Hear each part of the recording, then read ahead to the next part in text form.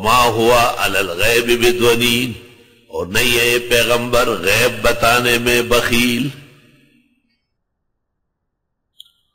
یہ جو دونین ہے یہ بخیل کے معنی میں ہے، اور اگر یہاں دونین کی جگہ زونین ہو تو زونین کے معنی ہے متہم، بدنام۔ تو یہاں دونوں قرات ہے، وما ہوا علی الغیب بدونین اور وما ہوا علی الغیب بزونین۔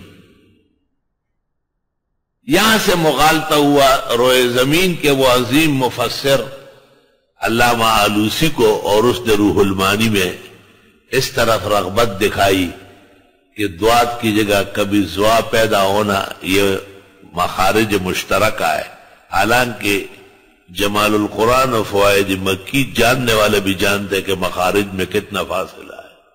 والضاد من حافته اذ ولی الادراس او یمنا، اور زوا کا مخرج کہاں ہے؟ تو اصل میں مسئلہ انہوں نے یہ لکھنا تھا کہ اس آیت میں دونین اور زونین دونوں قرات صحیح ہے، یہ مطلب نہیں تھا کہ ہر جگہ آپ دوات کو زوا پڑھا کریں۔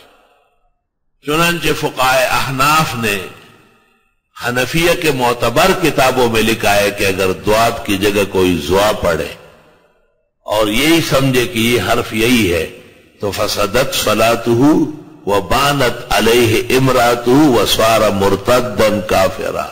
زلت القاری محیط برہانی، شرف کا اکبر لملا علی قاری، شرف کا اکبر علاء الدین بیکندی۔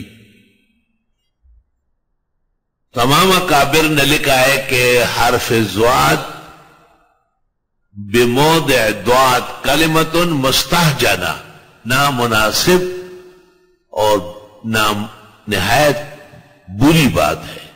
مستحجنہ وہ خراب خبر ہے، گندہ خبر ہے۔